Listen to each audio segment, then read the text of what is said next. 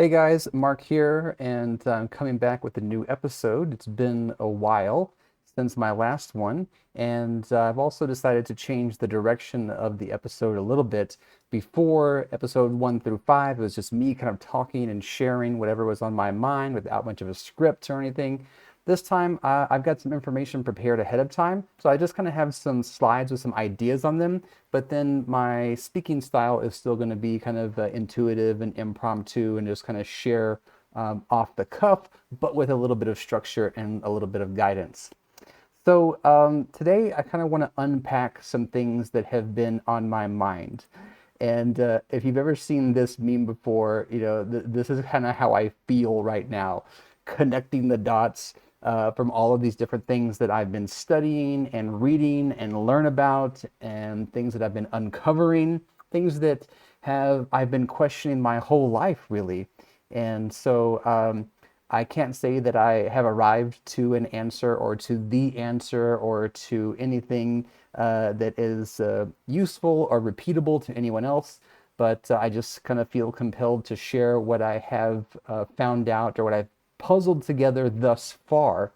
And I also realize that I'm on my own journey, and so in the next 2 months, or the next 2 years, everything that I say today might be something different than what I think in the future. And that's probably a good thing because that means I'm growing, learning, evolving, synthesizing what I've been exposed to.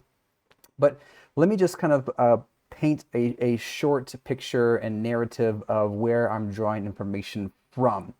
So I've been reading a lot of books, and I've been doing a lot of different studies and YouTube videos, and my own kind of personal interest, and then courses that I've gone through. But here's just a short list of some of the things that I have started to kind of puzzle together and put together.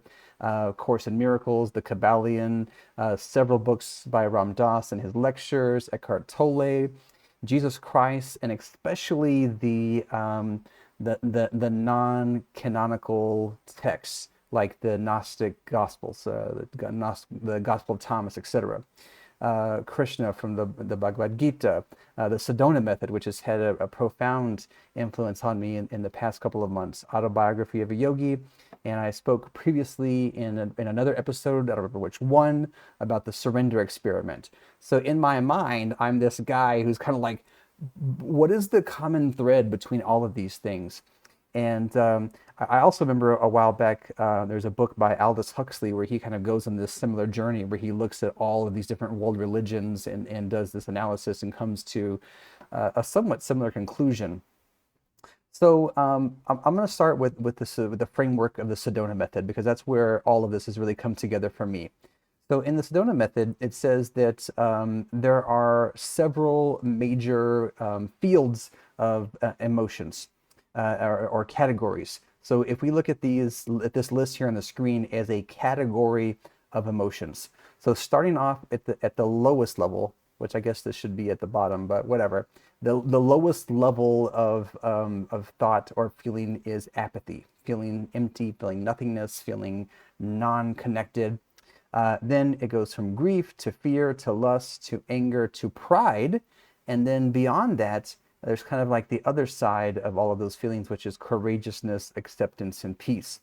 But in the Sedona Method, it looks at how all of these feeling categories are how we see the world. And so and our experience is filtered through one of these. And so while this is just a list of categories of feelings, we could go even deeper and look at all of the feelings that are involved in each of those categories. So if we look at apathy, it's probably hard to see, but we've got bored and we've got confusion, humorless, numb, negative. Over here in anger, we have abrasive, mad, livid, rude, stewing. So you can just kind of look at this list and see all of the different types of deeper feelings that are attributed to these categories. All right. But that's just one part of it, is identifying and looking at, how is my world colored through these different emotions and different feelings. And then not to be judgmental on yourself, but just to call it like you see it. But this is where things really got interesting for me. There was a diagram in the book, and this is it here. And if we think about this as a tree, we've got those categories I mentioned earlier, like fear, anger, grief, etc. And those are the branches of this tree of our existence, of our kind of our way of living. And if, let's say that I had an anger problem and I really wanted to work on that anger problem.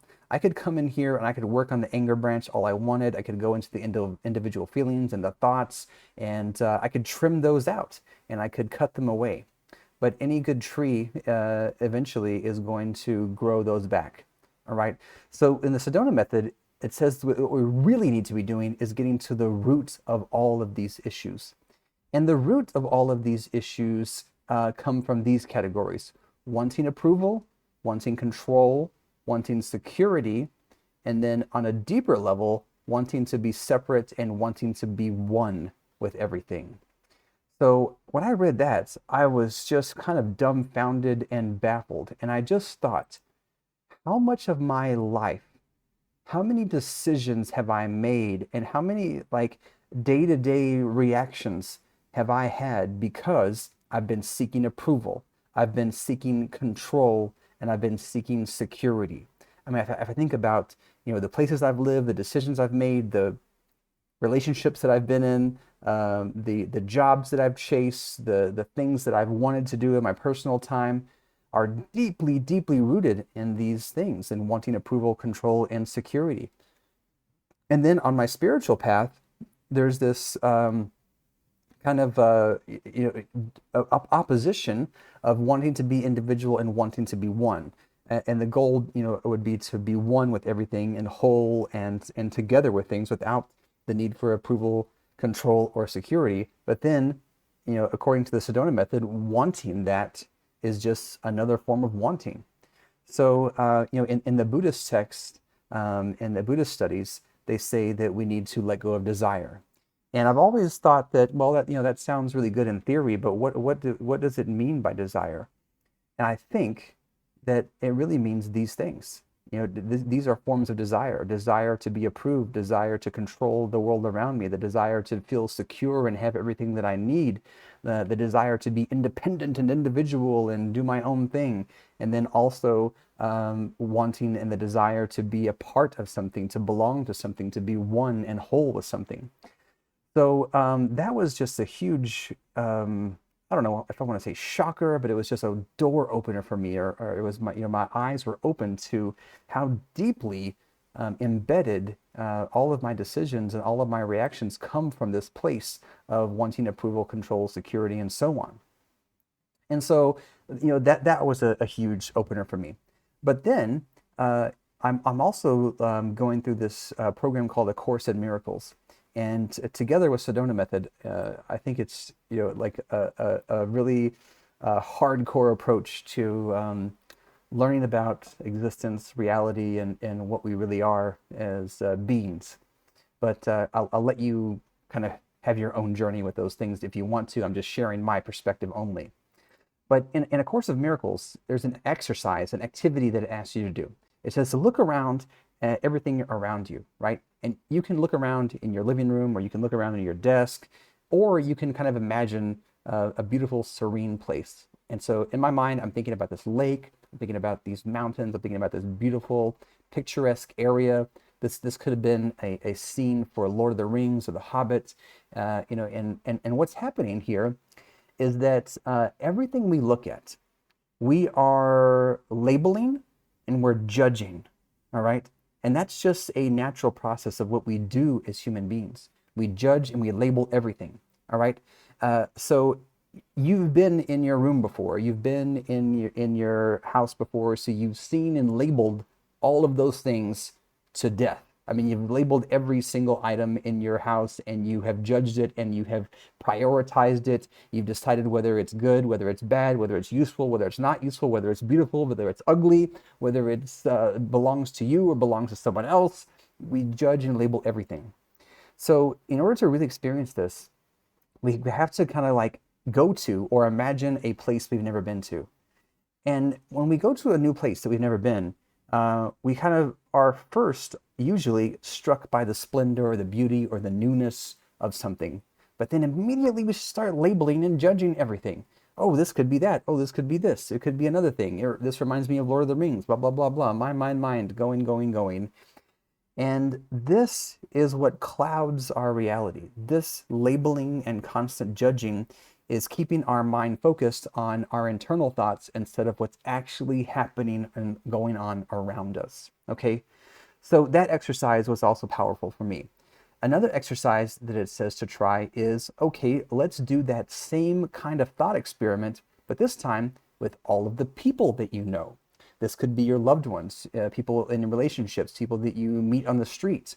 But the same process happens. You label and you judge everything about everyone, and it could be innocuous, like, oh, this person looks old, this person looks young, or it could be your partner, which you have probably years of labeling and judging. And so what happens is you accumulate all of those labels and all of those judgments, and you hold on to them. And you start to kind of make predictions about people and places. And then you make up in your mind, oh, this is a greedy person, this is a loving person, this person is very kind. And because we have all of these judgments and these labels, we fail to really experience those people as they truly are today in front of us. Because maybe before I was a greedy person and I wanted everything for myself and I wanted to control everything. But over time, I've become more open and less greedy and inviting. But someone who has known me my whole life is still going to remember a greedy mark. And that judgment will always be there between us. And that person will never get to see who I am today unless they take off those labels and take off those judgments, or at least push them to the side for a moment and see what's really in front of us. So the last thing I'll leave you with is this is just, I wrote this down in my notebook the other day when I was having these realizations. I just wanted to share that. So this is a quote from me. It says, "When we constantly judge and evaluate everything we see, we rob ourselves of seeing what is truly there, and we rob ourselves of seeing who we truly are." And that last part is the most important part, because when we're judging and when we're labeling everything that we see around us, we're robbing ourselves of who we are, because that just makes us labeling and judging machines. And we are far more than just labeling and judging machines.